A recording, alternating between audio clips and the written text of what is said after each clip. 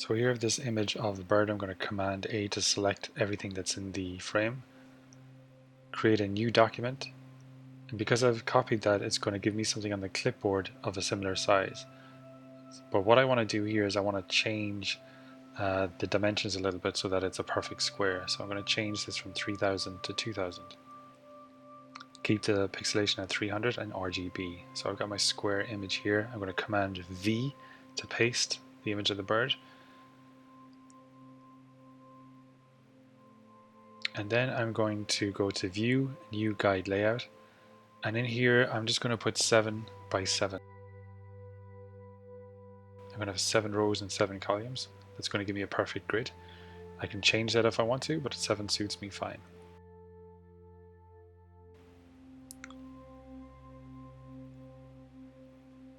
Next, I'm just going to scale that up by hitting Command T, transform, and I'm making sure you can see at the top of my screen the width and height is locked in, so it makes it easy for me to scale it up without warping the image.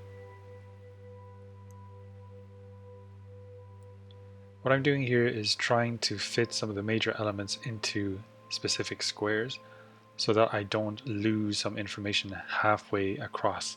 So for example, the eyes, I want to make sure that I don't have the eyes cut in half across 2 squares. I want to make sure that they're in 1 square. And I also want to make sure that the image is pretty central to the whole composition. So just move it around until you feel you've got the right fit where everything is in its boxes, and as I said, everything is nice and central. And when you are happy with it, so you can see here the eye is perfectly inside there, the beak works fine across those two, so the wings here, just up that top right wing, there's some of that section going over the grid into the next one, so I'm going to just bump that to the right so it fits into that one grid.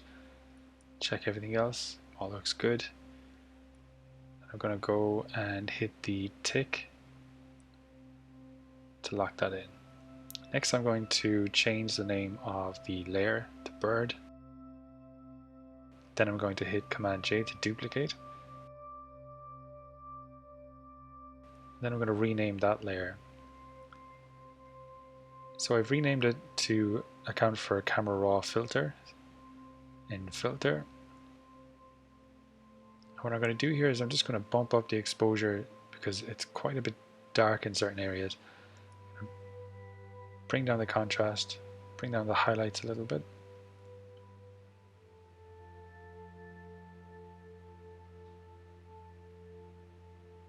I'm also going to bump up the clarity a little bit more to give the image a bit more sharpness.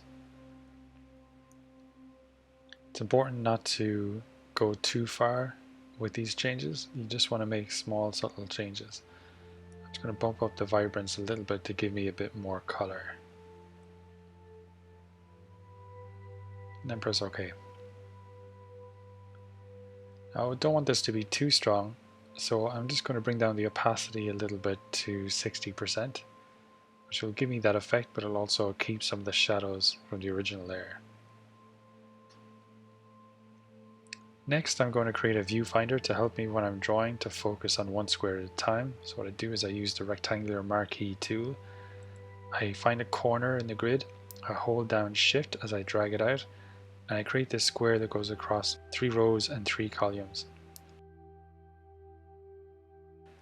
Right click, rasterize layer, then I'm going to rename the layer.